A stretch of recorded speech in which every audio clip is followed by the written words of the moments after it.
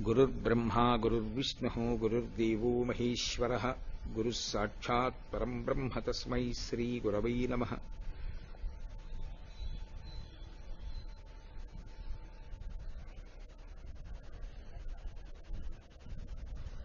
व्यासाय विष्णुरूपाय व्यासरूपाय विष्णवे नमो वै ब्रह्मनिधये वासिष्ठाय नमो नमः।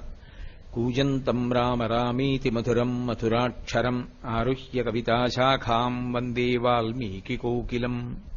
श्रुतिस्मृतिपुराणानाम् आलयम् करुणालयम् नमामि भगवत्पादशङ्करम् लोकशङ्करम्। वागर्धाविव सम्पृक्तौ वागर्धप्रतिपत्तये जगतः पितरौ वन्दे पार्वती परमेश्वरौ। सूक्तिम् समग्रयितु न स्वयमेव लक्ष्मीः श्रीरङ्गराजमहिषी मधुरैः कटाक्षैः वैदग्ध्यवर्णगुणगुम्भनगौरवैर्याम् कण्डूलकर्णकुहराः कवयोधयन्ति। हैमोर्ध्वपुण्ड्रमजहन्मकुटम् सुनासम् मन्दस्मितम् मकरकुण्डलचारुगण्डम् बिम्बाधरम् बहुलदीर्घकृपाकटाक्षम् श्रीवेङ्कटेशमुखमात्मनि सन्निधत्ताम्। विमलपटी कमलकुटी पुस्तकरुद्राक्षसस्तहस्तपुटी कामाक्षी पक्ष्मलाक्षी कलितविपञ्ची विभासि वैरिञ्ची। मनोजवम् मरुततुल्यवेगम् जितेन्द्रियम् बुद्धिमताम् वरिष्ठम् वातात्मजम् वानरयूथमुख्यम् श्रीरामदूतम् शिरसा नमामि। आपदामपहर्तारम् दातारम् सर्वसम्पदाम् लोकाभिरामम् श्रीरामम् भूयो भूयो नमाम्यहम्। सिन्दूरारुणविग्रहाम् त्रिनयनाम् माणिक्यमौलिस्फुरत्तारानायकशेखराम् स्मितमुखीम् आपीनवक्षोरुहाम् पाणिभ्याम् अळिपूर्णरत्नचषकम् रक्तोत्पलम् बिभ्रतीम् सौम्याम् रत्नघटस्थरक्तचरणाम् ध्यायेत् परामंबिकाम्। हरिः ओम्। परमेश्वर स्वरूपैన సభకి నమస్కారం. శారదా నవరాత్రులు అని ఆశ్వీజమాసంలో శుక్లపక్షంలో పాడ్యమి నుండి నవమి లగాయతూ చేసి విజయదశమి నాడు శాంతికర కళ్యాణంతో అమ్మవారికి సంబంధించినటువంటి ఉపాసనని నవరాత్రులుగా నిర్వహిస్తూ ఉంటాం. మనకి అనాదిగా వస్తున్నటువంటి ఆచారము ఇలా ఉండడానికి కారణమేమి అంటే శారదా నవరాత్రుల కాలము ఏది ఉన్నదో అది ఒక సంవత్సరంగా కాలాన్ని ప్రమాణంగా తీసుకున్నప్పుడు ఈ సమయం బ్రహ్మముహూర్తం అవుతుంది. అంటే తెల్లవారుజాము వేళ తనంత తానుగా ఎలా పరమేశ్వరుని ఉపాసనకి అత్యంత యోగ్యమైన కాలమో అలాగే శారదా నవరాత్రుల కాలం కూడా భగవంతుని యొక్క ఉపాసనకి ప్రత్యేకించి పరదేవత యొక్క ఉపాసనకి అత్యంత యోగ్యమైన కాలము. ఎందుచేత అంటే శక్తి తమోగుణ రజోగుణాల వైపుకి వెళ్ళిపోయినట్టయితే దాని వలన మనిషి అభ్యున్నతి పథంలో నడవలేడు.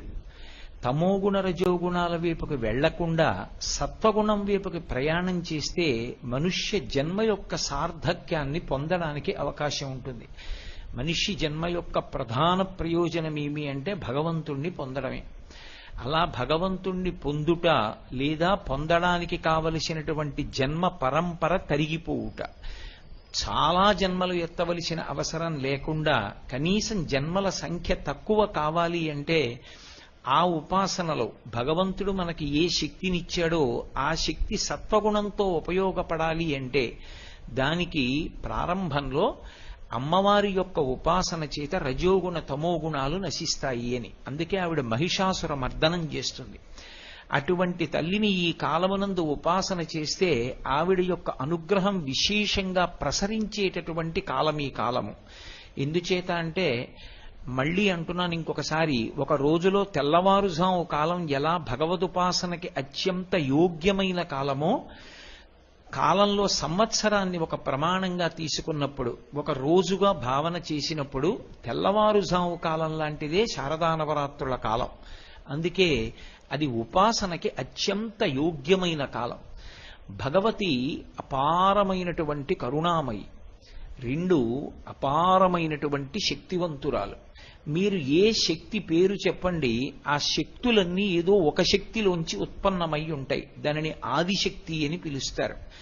ఇప్పుడు ఈ మైక్ గట్టిగా మాట్లాడాలన్నా విద్యుత్ శక్తి ఉండాలి, దీపాలు వెలగాలన్నా విద్యుత్ శక్తి ఉండాలి, పంఖాలు తిరగాలన్నా విద్యుత్ శక్తి ఉండాలి. ఇన్నిటికీ ఆధారభూతమైనటువంటి ఆ శక్తి ఒకటి ఉంటే ఈ ఉపకరణములన్నీ పనిచేస్తాయి. అలాగే ఆ తల్లి యొక్క అనుగ్రహము ఈ శరీరమునందు ఉంటే ఇది అనేక రకములుగా పనిచేస్తుంటుంది. అసలు దీనికి ఆకలిస్తోంది, ఇందులో పదార్థం అయిపోయింది కాబట్టి ఇంకా కొంత పదార్థం వెయ్యి అని చెప్పగలిగినటువంటి ప్రక్రియ ఒకటి నడవడం ఆరోగ్యం. అందుకే యాదేవి సర్వభూతేషు క్షుధారూపేణ సంస్థిత నమస్తస్యై నమస్తస్యై నమస్తస్యై నమో నమః. ఆ తల్లి ఆకలి రూపంలో శరీరంలో ఉండి నువ్వు తిన్నటువంటి పదార్థం పూర్తయిపోయింది కాబట్టి మళ్ళీ కొంత పదార్థాన్ని వెయ్యి అని అడుగుతుంది. వేసిన పదార్థాన్ని జీర్ణశక్తి అంటాం. జీర్ణం చెయ్యడానికి కావలసినటువంటి శక్తిగా ఆమెయే లోపల పొటమరిస్తుంది. ఒకడికి ఉపన్యాస శక్తిగా, ఒకరికి పాట పాడే శక్తిగా, ఒకరి యందు ఒక మంచి వాద్యాన్ని మ్రోగించగలిగినటువంటి శక్తిగా, ఒకరి యందు కార్యాన్ని దక్షతతో నిర్వహించగలిగినటువంటి శక్తిగా ఆవిడ ప్రచోదనమవుతుంది. ప్రచోదనమై ఆమె ఆయన చేత ఆ కార్యాన్ని సాధింపచేసి ఆయన ఆ కార్యాన్ని సాధించాడు అనేటటువంటి కీర్తిని కట్టపెడుతుంది. అందుకే యశస్విని అని పేరు. ఒక వ్యక్తి ఒక విషయంలో అపారమైనటువంటి కీర్తి పొంది ఉన్నాడనుకోండి, అలా కీర్తి దేని చేత పొందుతాడు అంటే పరదేవత ఆయన యందు ఒక విభూతిగా ప్రకటనమవుతుంది. ప్రకటనమై కీర్తిని ఆయనకి కట్టబడుతుంది. ఎందుకంటే ఆ శక్తి ఎవరికి కనపడేది కాదు. ప్రకటనమైనప్పుడు మాత్రం ప్రజలందరి యందు ఆయనకున్నటువంటి ప్రత్యేకమైనటువంటి విభూతి అనుభవంలోకి వస్తుంది. ఒక నేదునూరి కృష్ణమూర్తి గారు వచ్చి ఒక అద్భుతమైన కచేరీ నిర్వహించారనుకోండి, మహానుభావుడు ఎన్ని సంవత్సరాలు సాధన చేస్తే ఇంత గొప్ప సంగీత విద్య నేర్చుకున్నాడు అని ఆయన నడిచి వెడుతుంటే మనందరం వంగి నమస్కారం చేస్తాం. ఆయన పేరు తలుచుకుంటే నమస్కారం చేస్తాం. ఇటువంటి విభూతిగా ఆయన యందు ప్రకటనమై నేదునూరి కృష్ణమూర్తి గారు అన్న పేరు వినపడేటప్పటికీ గొప్ప సంగీత విద్వాంసుడు. ఎంత సంగీత విద్వాంసుడో అటువంటి వైదికమైనటువంటి జీవన విధానం ఉన్నవారు అని మనం గౌరవించేటట్టు, ఆయన ఆ గౌరవం పొందడానికి అర్హుడైన వాడిగా ఉండేటట్టు నిలబెట్టగలిగినటువంటి శక్తి రూపిణి అమ్మవారు. ఆవిడ ఇది ఎందుకు చేస్తుంది అంటే ఒక ప్రతిఫలాన్ని ఆశించి కానీ, లేదా ఇలా నేను చెయ్యాలి అలా చేయకపోతే ఎలాగా అని కానీ కాదు. ఆవిడ రాశీభూతమైనటువంటి కారుణ్యం. అలాంటి శక్తి ఒకటి ఉన్నది అని తెలుసుకుని నమస్కారం చేస్తే చాలు, ఆవిడ ప్రసన్నురాలైపోతుంది. అసలు ఆ నమస్కారం మాత్రం ఎందుకు చేయాలండి? చేయకుండానే ఆవిడ ప్రసన్నురాలు కావచ్చుగా. అంటే మనుష్య జన్మకి బుద్ధి ఒకటి ఇచ్చాడుగా ఈశ్వరుడు. బుద్ధి చేత శాస్త్రాన్ని గురువుని గ్రహించాలిగా. అప్పుడు ఆ గ్రహణ శక్తి లేకపోతే, అలా బుద్ధిని వాడుకోవడం చేత కాకపోతే భగవంతుడిచ్చినటువంటి బుద్ధిని దేని కొరకు ఉపయోగించినట్టు? అందుకే మిగిలినటువంటి ప్రాణులకు మనుష్యుడికి ఉపాసనలో వచ్చే తేడా, మిగిలిన వాటికి ఉపాసన అన్నమాట అన్వయమే అవదు.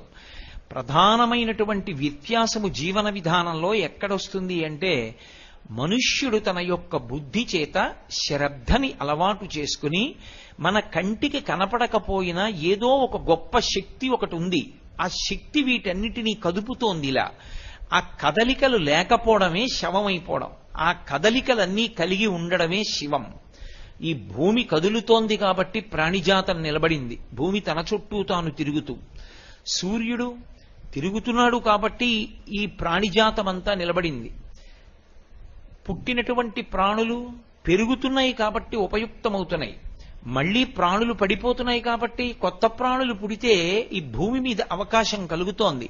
ఈ కదలికలను, ఈ పరిణామములను తీసుకున్నటువంటి శక్తి, తీసుకొస్తున్నటువంటి శక్తి వేరొకటి ఉంది. అది కంటికి కనపడకపోవచ్చు, మాంసనేత్రమునకు కనపడకపోయినప్పటికీ జరుగుతున్నటువంటి క్రియాకలాపమును దృష్టిలో పెట్టుకుని దాని వెనక ఉన్న శక్తిని గుర్తుపట్టి నమస్కరించడం ఈ దేశం యొక్క గొప్పతనం. అది వైదికమైనటువంటి లక్షణము అన్న మాటకు అర్థం ఏమిటంటే, ఏది కంటికి కనపడదో అది ఒకటి ఉన్నదని, అది దీన్నంతటినీ తిప్పుతోందని, అదే నే చేస్తున్న పనులని నాకిచ్చిన శక్తిని కూడా నేను ఎలా ఉపయోగిస్తున్నానన్న విషయాన్ని గమనిస్తుందని, గమనించి ఉత్తరోత్తర నన్ను ఏం చెయ్యాలి అన్నది నిర్ణయం చేస్తుందని దృష్టిలో పెట్టుకుని జాగరూకుడై అమ్మవారిచ్చినటువంటి శక్తిని వినయంతో ఎవడు ఉపయోగించాడో అలా ఉపయోగించేటటువంటి క్రమమునకు భక్తి అని పేరు. తప్ప అసలు ఒక పదార్థం ఒకటి అటువంటిది ఉన్నది అన్న స్థితి ఎరుకలోకి లేకుండా యాంత్రికంగా ఏదో పువ్వులు తెచ్చి భగవంతుడి పాదాల మీద వెయ్యడం అది తంతవుతుందేమో కానీ మనసులో ఆ విశ్వాసము కొరవడిపోయిన నాడు ఆ చేసేటటువంటిది ఫలప్రదమవుతుంది అని చెప్పడం కష్టం. అందుకే ఆ తల్లి ఒక్క నమస్కారం చేసి ఈ విషయాన్ని గుర్తిరిగినంత మాత్రం చేత అవతలవాణ్ణి కీర్తివంతుణ్ణి చెయ్యగలదు, అవతలవాణ్ణి అనుగ్రహించగలదు, అవతలవాణ్ణి పైకెత్తగలదు, అవతలవాణ్ణి పరమశివుడి చెంతకు చేర్చగలదు, ఈశ్వరుని యందు ఐక్యము చెయ్యగలదు, అథవా రావలసినటువంటి జన్మల యొక్క పరంపరని చాలా విశేషంగా తగ్గించగలదు. ఇన్ని చెయ్యగలిగినటువంటి తల్లి కనుక ఆమె పరమ కరుణామయి. అటువంటి తల్లే అనంతమైనటువంటి శక్తికి ఆలవాలము. ఆవిడ యొక్క శక్తిని కొలవడం ఎవరికీ సాధ్యం కాదు. అందుకే శ్రీమాత అని ప్రారంభం లలితా సహస్రనామం. ఆవిడ శక్తి ఎంత అంటే కొలవడానికి ఇంకా ఏమీ ప్రమాణం ఉండదు లోకంలో. అంతటి అపారమైనటువంటి శక్తివంతురాలు ఆవిడ. కేవలం శక్తివంతురాలే కాదు, నేను మీతో మనవి చేసినట్లుగా అపారమైనటువంటి దయాదాక్షిణ్యములు కలిగినటువంటి తల్లి కనుక మనందరి యొక్క అభ్యున్నతి కొరకు ఆమె కారణమవుతూ ఉంటుంది. ఇవే ఆవిడ నామాలుగా ప్రకాశించాయి. నామము అని నేను అన్నప్పుడు గుర్తుపట్టడానికి తల్లిదండ్రులు పెట్టినటువంటి లౌకికమైన ఒక పేరు అని అనుకోకూడదు.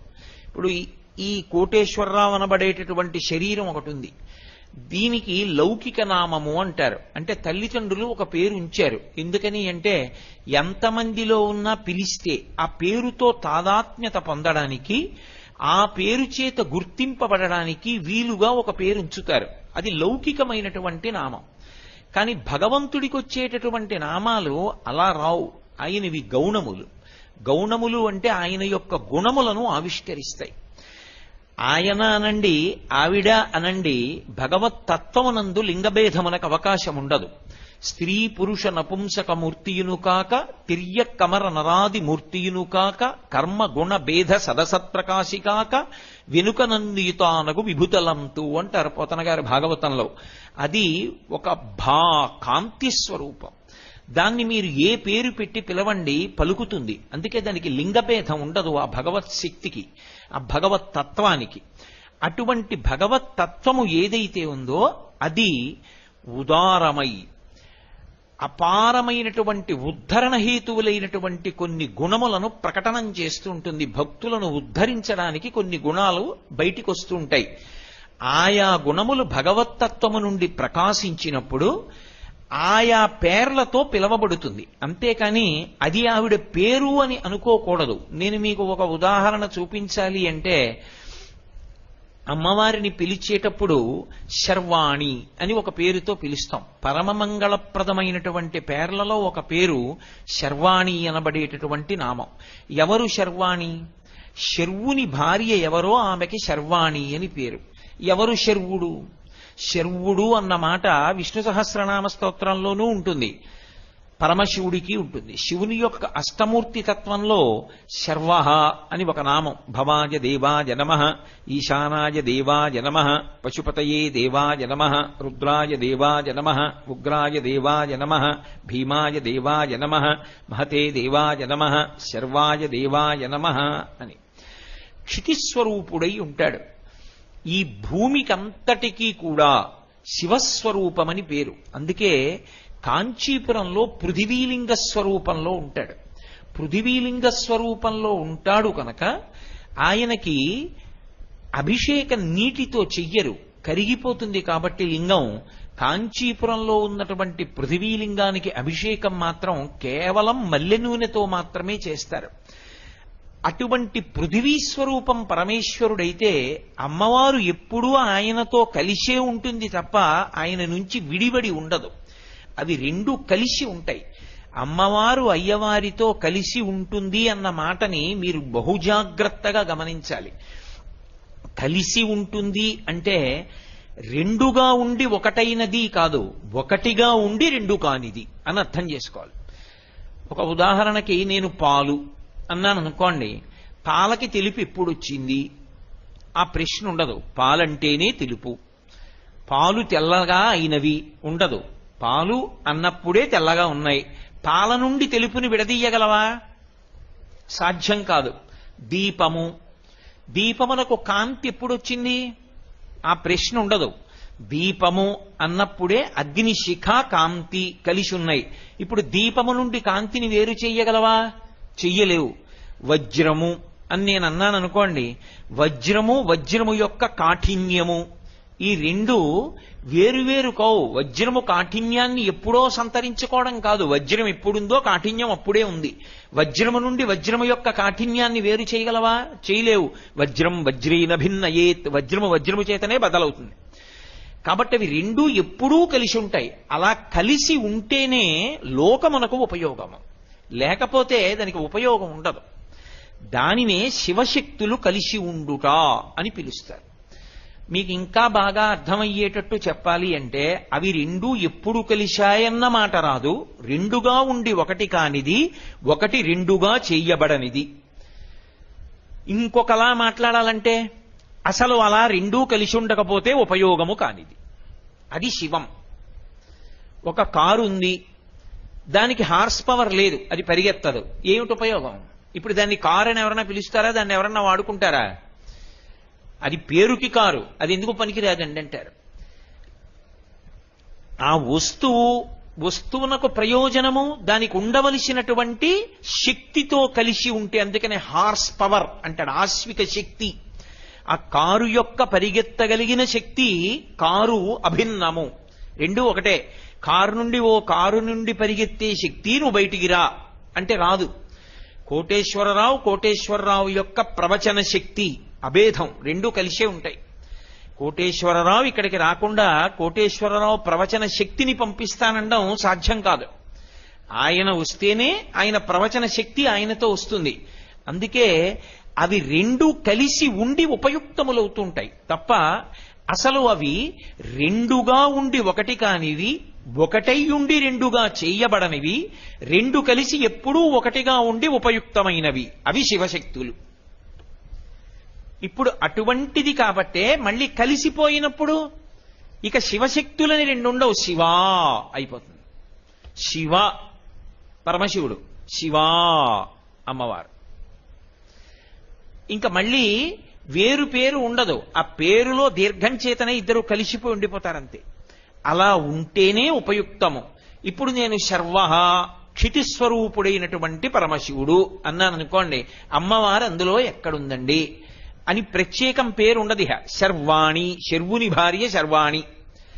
పరమశివుడు భూమిగా ఉన్నాడు అన్నప్పుడు పరమశివుడు భూమిగా ఏం చేశాడో అదే అమ్మవారు. లేదు, ఇంకా మీకు బాగా అర్థమయ్యేట్టు చెప్పాలంటే కారు యొక్క పరిగెత్తగలిగిన శక్తి, అమ్మవారిని శక్తిగా చెప్తాం కాబట్టి ఈ భూమిగా ఉందనుకోండి, ఈ భూమి ఉంటే ఏమిటి ప్రయోజనాలు, ఈ భూమి ఉంటే ఏవి ప్రయోజనాలు అని చెప్పబడతాయో అవన్నీ అమ్మవారు. ఇది ఋషి యొక్క దర్శనం. ఇది భారతీయ దర్శనము అని పిలుస్తారు. భారతీయ దృక్పథంలో ఏం చేస్తారంటే దీన్ని విజ్ఞాన శాస్త్రము చేత వేరు చేసి ఇలా ఈ శక్తి తనంత తాను ఉంది తప్ప దీనికి వెనక ఎవరో లేరని అనరు. ఉన్నాడు, వాడు మాంసనేత్రమునకు కనపడడు. అది ఋషి యొక్క దర్శనము. అందుకే భారతమాత అన్నారనుకోండి, ఏదో పెన్ను పట్టుకుని ఇలా గీస్తే వచ్చినది కాదు. వందే మాతరం సుజలాం సుఫలాం మలయజ శీతలాం సస్యశ్యామలాం వందే మాతరం. అందుకని బకించంద్ర చటర్జీ ఋషి అయ్యాడు. ఎందుచేత ఋషి అంటే వందే మాతరం భరతమాత, ఈ దేశమునందు అంతర్లీనముగా ఒక మాతృశక్తి ఉన్నది, ఆమె బిడ్డలం మనందరం భారతీయులం. ఆ తల్లి బిడ్డలమన్న భావన కలిపింది, అది ఋషి భావన. అది ఇంకా విస్తృతి పొందితే శంకర భగవత్పాదులు మాతా చ పార్వతీదేవి పితాదేవో మహేశ్వర బాంధవా శివభక్తాశ్చ స్వదేశో భువనత్రయం. 3 లోకములు మేమే, అన్నదమ్ములమే, అక్క చెల్లెళ్ళమే. పార్వతీ పరమేశ్వరులు మా తల్లిదండ్రులు. దేశభక్తి అన్న దగ్గరికి వచ్చేటప్పటికి ఏ దేశమునందు నువ్వు ఉన్నావో ఆమె దేశమాత, భూమాత, గోమాత, లోకమాత, జనకమాత. అమ్మ శబ్దంతో సంకేతించి మనం బిడ్డలం. అమ్మ అన్నంత చేరిక ఇంకెవరి విషయంలో ఉండదు. కాబట్టి నాన్నగారి దగ్గరైనా కొంత పరిమితి, భయం ఉంటాయేమో, అమ్మ దగ్గర ఆ మాట ఉండదు. అమ్మ అంటేనే నా అభిసంబంధం, హృదయ సంబంధం. అటువంటి సంబంధం ఉంది కాబట్టి అమ్మా అని పిలిచారు. పిలిచి దేశాన్ని గౌరవించాడు బకించంద్ర చటర్జీ. అలా భూమి అంటే భూమికి ఏ శక్తులున్నాయో ఆ శక్తుల్ని కేవలంగా ఏదో పదార్థ శక్తిగా మాత్రమే గుర్తించకుండా అవి పరదేవత యొక్క అనుగ్రహములు అని, ఈ మాంసనేత్రమునకు ఏవి కనపడతాయో అవి కాకుండా ఇంకా ఇంకా అసలు నేత్రమునకు కనపడనివి, ఋషికి మాత్రమే భగవంతుని యొక్క అనుగ్రహము చేత సమాధి స్థితి యందు వినబడినవి మంత్ర రూపంలో వేదంలో ఋషులిచ్చారు. అది తాత్విక దర్శనం అంటే. ఆ దర్శనం ఒక్క భారతదేశంలో ఋషులు మాత్రమే చేశారు. అందుకే ఋషికి ప్రత్యేకం తర్పణం ఈ దేశంలో. వాళ్ళు ఒకవేళ మనుష్య సంతతిగానే జన్మించినప్పటికీ ఆయన ఋషి, ఆయనకి తర్పణం ఉంటుంది. ఋషి తర్పణము అని చెప్పి ఋషికి తర్పణం ఇస్తారు. వ్యాస భగవానుడి పేరు చెప్పి ప్రారంభంలో తర్పణం ఇస్తారు. ఎందుకని అంటే ఋషి దార్శనికుడు. భగవంతుడు చెప్పిన మాటలు, వేదమంత్రాలు ఎవరు వ్రాయలేదు, ఆయన సమాధిలో ఉండగా ఆయనకి వినపడ్డాయి ఋషికి. ఎవరు విన్నాడో ఆయన ఏం చేశాడంటే శృతి, తన చెవితో స్వరంతో వినపడిన మంత్రాన్ని తన శిష్యుడికి చెప్పాడు. పరంపరాగతంగా పుస్తకం యొక్క ఆధారం అవసరం లేకుండా చెవిని ఆధారం చేసుకుని స్వరప్రోక్తంగా వేదమంత్రాలు ప్రమాణములుగా నిలబడ్డాయి. అందుకే ఏది ప్రమాణము? వేదమే ప్రమాణము. మొదటి ప్రమాణమేది వేదమే, శృతి ప్రమాణము. అలా మనకి అందించినటువంటి ఋషి దార్శనికుడై పరీక్షా కేంద్రంలో దొరికేటటువంటి శక్తిని, మాంసనేత్రమునకు కనపడే శక్తిని మాత్రమే కాక భగవంతుని యొక్క అనుగ్రహం చేత తనకి దర్శనమైనటువంటిది, తనకి వినపడినటువంటి దాన్ని లోకమునకు ప్రకాశింపజేస్తాడు. మీకు ఇంకా బాగా అర్థం కావాలంటే, ఒక విత్తనాన్ని తీసుకొచ్చి నేను గాలిలో దారం కట్టి వేలాడదీశాను అనుకోండి, వర్షం పడింది, సూర్యరశ్మి పడింది, అది మొలకలెత్తుతుందా? మొలకలెత్తదు. అదే విత్తనాన్ని మట్టిలో పెట్టాననుకోండి, చుక్క నీళ్లు పడ్డాయి, అంకురం వస్తుంది. అంటే ఇప్పుడు మీకు ఒక పరీక్ష చేత మట్టి తగిలితే తప్ప విత్తనము అంకురము కాదు. అది మాంసనేత్రమునకు, బుద్ధికి ఒక పరీక్ష ద్వారా దొరికింది. అది దొరకడం కాదు, భగవదనుగ్రహము చేత మంత్ర రూపంలో అనుగ్రహిస్తాడు. అది ఋషి యొక్క గొప్పతనం. దాన్ని అమ్మవారిగా శ్లోకం చేసి, అమ్మవారిగా మంత్రం చెప్పి, అమ్మవారిగా నమస్కరించి ఆ అనుగ్రహం ఎప్పుడూ క్షేమకరంగా ఉండేటట్టుగా చేసుకోవడం ఈ జాతి యొక్క గొప్పతనం. ప్రపంచ దేశాల్లో ఎన్నో చోట్ల పెద్ద పెద్ద భూకంపాలు, పెద్ద పెద్ద తుఫాన్లు, పెద్ద పెద్ద సునామీలు వచ్చినా ఈ దేశంలో ప్రకృతి వైపరీత్యాలు అంత స్థాయిలో రాకుండా అలా నిలబడింది. ఒకప్పుడు ఈ దేశానికి తాళంకప్ప అంటే ఏమిటో తెలియదు అంటే కారణం వేదాన్ని నమ్మడం, ఋషిప్రోక్తమైనటువంటి మంత్రములను నమ్మడం, ధర్మాన్ని నమ్మడం కారణం. లేకపోతే తాళంకప్ప లేని దేశంగా ఎలా మిగిలిపోయింది ఈ దేశం? అందుకే నేను మీతో ఇవాళ ఉదాహరణకి శర్వాణి అన్నాను. భూమి రూపంలో ఉంటుంది ఆవిడ, భూమి అందలి శక్తి రూపంలో ఉంటుంది. పోని భూమి అంటే మాంసనేత్రానికి కనపడుతుంది శివస్వరూపం.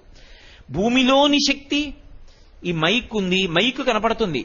నేను మాట్లాడిన మాటల్ని గట్టిగా శబ్దం పెంచి, స్థాయి పెంచి, చివర నిలబడిన వాళ్ళకి కూడా వినపడేటట్టుగా నా మాటని మార్చినటువంటి శక్తి ఇందులో ఉన్నది మీకు కనపడుతుందా? కనపడదు. అలా భూమి లోపల ఆ శక్తి ఏది అన్నది ఋషి కనిపెట్టి చెప్పాడు. ఎక్కడది ఋషికి? ఊహ కాదు. ఇది బాగా గుర్తుపెట్టుకోవాలి మీరు. ఋషిది ఊహ కాదు. ఋషిది సమాధి యందు భగవద్వాక్యం ఆయనకి వినపడింది. అందుకే వేదమంత్రములు అంత పరమసత్యములయ్యాయి. వేదంలో ఏం చెప్పబడిందో విజ్ఞాన శాస్త్రవేత్తలందరూ ఒక స్థాయి దాటిన తర్వాత దాన్ని అంగీకరించారు. ఎందుకని అంటే భారతదేశం ఏ శక్తిని అంగీకరించి నమస్కరిస్తోందో అది ఉంది ఎక్కడో, అది మాకు కనపట్టలేదు, కానీ దాని అనుగ్రహమే ఇదంతా అంటున్నారు. ఋషి అన్నాడు, భూమి వంక చూసి అశ్వక్రాంతే రథక్రాంతే విష్ణుక్రాంతే వసుంధరా అన్నాడు. వసుంధర అని పిలిచాడు భూమిని. భూమికి ఎన్నో పేర్లున్నాయి. అసలు మొట్టమొదటి పేరే భూమి. భూమి అన్న పేరు దీనికి ఎందుకు వచ్చింది అంటే ఇది నీటిలోంచి పైకి తేలింది. ఆదివరాహమూర్తి తన దంస్త్ర చేత పైకెత్తాడు అని కదు చెప్తాం. సృష్టి ప్రారంభంలో ఆకాశాద్వాయు వాయోరగ్ని, ఆకాశము నుండి వాయువు, వాయువు నుండి అగ్ని, అగ్ని నుండి మనకి నీరు, నీటి నుండి పృథివీ ఏర్పడ్డాయని. ఈ నీటిని కూడా ఒకప్పుడు పక్కకి తోసి ఈ భూమిని పైకెత్తి నిలబెట్టారు అని పరమేశ్వరుడు. అందుకే శంకర భగవత్పాదులు ఆ పైకెత్తినటువంటి శక్తి స్వరూపం కాబట్టి విష్ణు స్వరూపంతో పోల్చి మాట్లాడారు. అవిద్యానామంతస్తిమిరమిహిరో ద్వీపనగరి జడానాం చైతన్యస్తబకమకరంద శృతిఝరి దరిద్రాణం చింతామణి గుణనికా జన్మ జలధౌ నిమగ్నానాం దంస్ట్రా మురరిపు వరాహస్య భవతి అన్నారు. ఇప్పుడు ఆ భూమి గురించి మాట్లాడుతూ ఋషి అంటాడు వేదంలో, అశ్వక్రాంతే రథక్రాంతే విష్ణుక్రాంతే వసుంధరా. వసుంధరా భూమికి ఒక నామం. భూమి మొదటి నామం. ఎందుకని అంటే ఇది నీటి నుండి పుట్టింది కాబట్టి భూమి. ఇది వసుంధర ఎందుకైంది? దీనికి ఆ పేరు ఎందుకు రావాలి వసుంధర అని? అంటే భూమికి వసుమతి అనొక పేరు, వసుంధర అనొక పేరు. వసుమతి అన్న మాటకి ఏమిటంటే అర్థం, అసలు ప్రపంచంలో ఐశ్వర్యము అని నువ్వు ఏది పిలుస్తున్నావో అది ఎక్కడ నుండి రావాలి? దీని నుండే రావాలి. ఇది దీని నుండి కాకుండా వేరొక భూతము నుండి రాదు. ఐశ్వర్యము అంటే నీకు భోగం అనుభవించడానికి, సుఖం అనుభవించడానికి కారణములు ఏ ఉన్నాయో అది ఉన్న కారణం చేత నేను సంతోషంగా ఉన్నానండి, సుఖపడుతున్నానండి అని ఏవంటావో అవి ఏవైనా దీంట్లోంచే రావాలి. ఇది కాకుండా ఇంకొకటి లేదు అలా రావడానికి. ఉన్నవే పంచభూతాలు, పృథివాపస్తేజో వాయురు ఆకాశాలు. ఈ ఐదిటిలో నీకు సుఖకారకములైనవన్నీ ఇందులోంచే వస్తాయి. అసలు సుఖకారకం అవడానికి ముందే ఉండాలి. ఇది ఒకటి ఉండాలా ఈ శరీరం? అమ్మయ్య చాలా హాయిగా ఉందండి, అదిగో నాకు ఆ పంఖా గాలి తగులుతోంది అనాలంటే ఇది ఒకటి ఉండాలా? ఇది ఉండాలంటే అన్నం కావాలా? అన్నం ఎక్కడి నుంచి వస్తుంది? భూమిలోంచి రావాలి. భూమి ఒకసారి పండి నా దగ్గర పండించే శక్తి అయిపోతుంది అనొచ్చా? అనకూడదు. అంటే భూమి యందు ఓషధీతత్వం ఉంటుంది. ఈ ఓషధీతత్వం ఉండి భూమిలో ఎప్పుడు ఎన్ని మార్లు వేసినా పంట పండుతూనే ఉండాలి. అలా ఉంటుంది కాబట్టి వసుమతి అసలు ఈ శరీరం ఉండడానికి కారణమైంది. మొదటి ఐశ్వర్యం. ఇప్పుడు బాగుంది, నాకో ఇల్లు కావాలి. నాకో ఇల్లు కావాలంటే కలప ఎక్కడి నుంచి వస్తుంది? 4 ఇటకలు కావాలంటే ఎక్కడి నుంచి వస్తాయి? సున్నం కావాలంటే ఎక్కడి నుంచి వస్తుంది? అన్నీ భూమిలోంచే రావాలి. నాకు కారు కావాలి, ఇనుము ఎక్కడి నుంచి వస్తుంది? నాకు పెట్రోల్ కావాలి, ఎక్కడి నుంచి వస్తుంది? భూమిలోంచే కావాలి. ఇవన్నీ ఒకెత్తు. ఈ భూమి అచల, ఇది కదిలిందనుకోండి ఐశ్వర్యాలన్నీ పోతాయి. అది ఇంకోటి ఏమీ చేయక్కర్లేదు. ఆవిడ కదిలిందనుకోండి అయిపోయిందంతే. కోట్ల మంది దీపపు పురుగులు పడిపోయేటట్టు పడిపోతారు. అందుకని విష్ణు శక్తితో ఆమె స్థితిక శక్తిగా కదలకుండా ఉంటుంది. కదలడం ఎంత గొప్పదో కదలకుండా ఉండడం కూడా అనుగ్రహంలో అంతే గొప్పది. ఆవిడ కదిలితే కదిలి వాయువు అనుగ్రహిస్తుంది. వాయువు కదలకుండా ఎక్కడో ఉంటానందనుకోండి, నేను రాజమండ్రి గోదావరి రోడ్డునే ఉంటాను, మీ దగ్గర నేను రానందనుకోండి, మనందరం ఎక్కడ ఉండాలి? రాజమండ్రి గోదావరి రోడ్డుకి వెళ్ళాలి. ఎంతమంది గోదావరి రోడ్డు నుంచి ఉంటాం? ఎంతమంది పడిపోతాం అప్పుడు? కాబట్టి వాయువు కదిలేట్టు చేసి బతికించింది, భూమి కదలకుండా చేసేట్టు చేసి బతికించింది. ఇది నీకు కనపడుతుందా? ఋషి దైవవాక్కుగా విన్నాడు. అది భారతీయ తత్వం, అది అమ్మవారంటే. ఇప్పుడు అమ్మవారు ఎక్కడ కనపడాలి? ఈ భూమి కదలకుండా ఉండడంలో నా బ్రతుకులో అమ్మవారుంది, నా కడుపులో ఆకలిలో అమ్మవారుంది, నా దాహంలో అమ్మవారుంది, నా మాటలో అమ్మవారుంది, నా చూపులో అమ్మవారుంది, నా కదలికలలో అమ్మవారుంది, నా సమాధిలో అంటే నేను కదలకుండా కూర్చున్న ధ్యాన స్థితిలో అమ్మవారుంది. అమ్మవారు కానిదేది ఉంది ఇప్పుడు? ఆవిడ